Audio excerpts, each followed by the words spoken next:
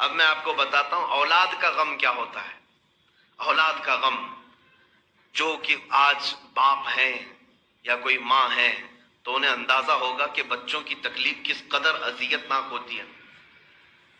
میں محسوس کرتا ہوں کہ اگر ہمارے بچے کو ایک دن بخار بھی آ جائے تو رات بھر نیند نہیں آتی، اس کو تھپکیاں دیتے ہیں، کبھی ہوا دیتے ہیں، کبھی گولیاں دیتے ہیں، دوڑے دوڑے ڈاکٹر کے پاس لے کر کے بھاگتے پھرتے رہتے ہیں. ہم اپنی تکلیف تو سہ لیتے ہیں لیکن اولاد کی بہت مشکل ہے. ہر باپ کی یہ اور ہر ماں کے اندر یہ محبت اللہ نے ڈال رکھی ہے. میرا چھوٹا سا بچہ تھا، انگلی اس کی کٹ گئی تھی دروازے میں، اور ڈاکٹر نے جب ٹانکے لگانے شروع کیے تو ایسا لگ رہا تھا پورے جسم میں ہمارے ٹانکے لگ رہے ہو. بچے کا رونا ہم سے برداشت نہیں ہو پاتا. یہ اولاد کی تکلیف، ہم اپنے بچوں کی انگلی کٹ جائے یہ برداشت نہیں کر پاتے. نبی رحمت صلی اللہ علیہ وسلم کی اولاد حضرت عبداللہ پیدا ہوئے، گود میں حضور کے کھیلے اور اسی گود میں حضور کی انتقال کر گئے. اپنے ہاتھوں سے میرے آقا نے دفن کیا. دوسرے بیٹے حضرت قاسم پیدا ہوئے، نبی پاک کی گود میں کھیلے، انتقال کر گئے. میں صرف انگلی کٹنے کی بات نہیں کر رہا ہوں، دم توڑنے کی بات کر رہا ہوں. جب کسی کا بچہ اس کی آنکھوں کے سامنے انتقال کر جائے تو کتنا بڑا گہرا دکھ دے جاتا ہے بچہ. تیسرے بیٹے حضرت ابراہیم پیدا ہوئے ہیں، جن سے حضور کو بڑی الفت تھی، محبت تھی. 6 مہینے تک میرے آقا کی گود میں کھیلتے رہے. اور یہ وہ دور تھا جب امام حسین بھی پیدا ہوئے تھے. نبی پاک صلی اللہ علیہ وسلم امام حسین اور اپنے بیٹے حضرت ابراہیم دونوں کو گود میں بٹھاتے.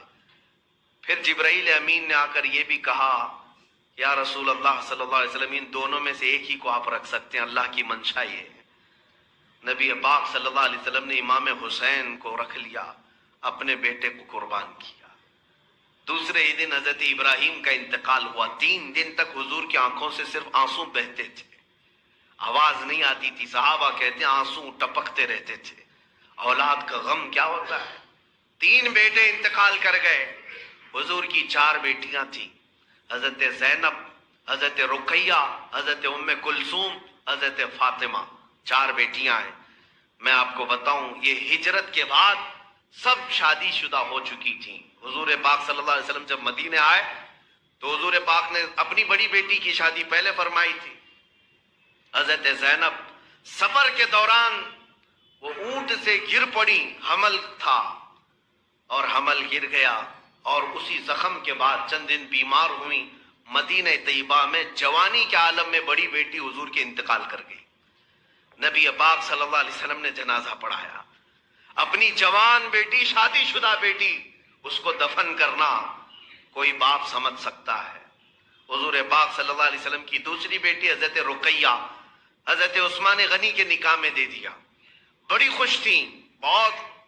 لیکن جس سال جنگ بدر ہوئی، دوسری ہجری، جنگ بدر کے لیے جب میرے آقا جا رہے تھے تو حضرت رقیہ بہت بیمار ہو گئی. جب اپنے بچے بیمار ہوں تو آپ سفر ملتوی کر دیں گے.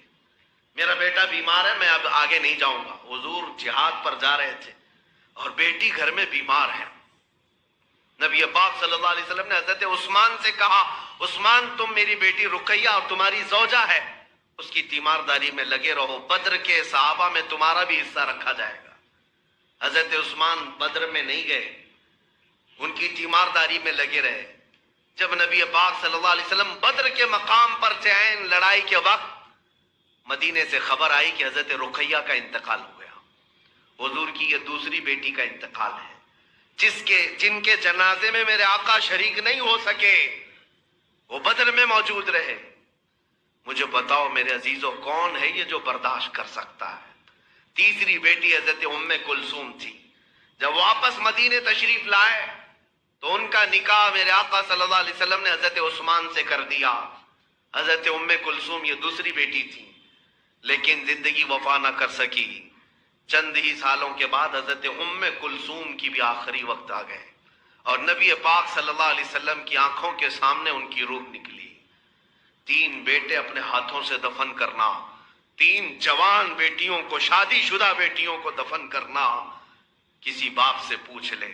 اسی لیے میں کہتا ہوں اس سے بڑا آئیڈیل دنیا میں تمہارے پاس ہو ہی نہیں سکتا. صبر کے معاملات میں اگر دیکھنا ہو تو لاؤ، میں چیلنج کرتا ہوں، کوئی ہے؟ اب بات یہ ہے کہ آخری بیٹی سیدہ کائنات فاطمہ الزہرا سلام اللہ علیہا حضور کی حیات میں صرف وہ تنہا باقی رہی تھی نبی پاک صلی اللہ علیہ وسلم کے، اور حضور پاک صلی اللہ تعالی علیہ وسلم کے 6 اولاد دفن کرنے کے بعد کبھی میرے آقا صلی اللہ تعالی علیہ وسلم کی زبان سے نکلا ہو کہ اے رب ذوالجلال میرے گھر کی ساری اولاد ختم ہو گئی؟ نہیں، بلکہ ایک بار بھی حضور پاک صلی اللہ تعالی علیہ وسلم نے اپنے اولاد کی موت یا ان کے کفن کی شکایت رب ذوالجلال کی بارگاہ میں کبھی نہیں کی۔ حتیٰ کہ میں آپ کو وہ جملہ بتا دوں، جب طائف کے میدان میں حضور پاک صلی اللہ علیہ وسلم پر کفار نے نوکیلے پتھر پھینکے تھے جو پیشانی مبارکہ پر لگے تو خون اتنا بہا تھا کہ حضور کے نالین میں آ کر جم گیا تھا۔ حضور پاک صلی اللہ علیہ وسلم اس وقت میرے آقا کے ساتھ زید بن حارثہ حضور کے غلام اور حضور کے خاص صحابی منہ بولے بیٹے وہ ساتھ میں تھے۔ حضور پاک صلی اللہ علیہ وسلم کی اس کیفیت کو دیکھ کر کے وہ کہتے ہیں اتنی گھبراہٹ ہوتی تھی، کبھی ادھر سے پتھر آتا، کبھی ادھر سے پتھر، کبھی ادھر سے۔ وہ ایک صحابی بچانا چاہتے ہر جگہ سے لیکن پتھر تو گرے۔ اس کے بعد حضرت زید کہتے ہیں جب میں میرے آقا کے نالین پاک نکال رہا تھا تو خون سے چپک گئے تھے دھونے کے لیے۔ اس وقت حضرت زید بن حارثہ کہتے ہیں ایک دعا میرے آقا نے کی تھی اللہ کی بارگاہ میں سنتا ہوں تو رونگٹے کانپ جاتے ہیں۔ رب تعالیٰ کی بارگاہ میں کہتے ہیں اے اللہ جو شکایت ہے میری یا جو کچھ بھی معاملہ ہے میں تیرے علاوہ کس کے پاس کروں؟ اور پھر کہتے ہیں اے رب ذوالجلال یہ میری کمزوری ہے کہ میں ان تک یہ تمام معاملات کو پہنچا نہ سکا۔ اپنی حضور پاک صلی اللہ تعالی علیہ وسلم عاجزی کا اظہار رب ذوالجلال کی بارگاہ میں کرتے اور آخری میں یہ کہتے ہیں ان لم یکن غضبک علی فلا ابالی، یہ جتنا مجھے تکلیف پہنچائے یہ لوگ پتھر مارے جو کچھ بھی ہے، ان لم یکن غضبک علی فلا ابالی، اے رب اگر تیرا غضب نہیں ہے میرے اوپر تو پھر مجھے ان کی تکلیف کی کوئی پرواہ نہیں، بس تو ناراض نہ ہو۔ اتنی تکلیفیں اٹھانے کے بعد اللہ کی بارگاہ میں یہ کہیں کہ مولا اگر تو ناراض نہیں ہے تو مجھے ان کی تکلیف کی پرواہ نہیں ہے، یہ کمال کی استقامت، یہ کمال درجے کی ثابت قدمی ہے۔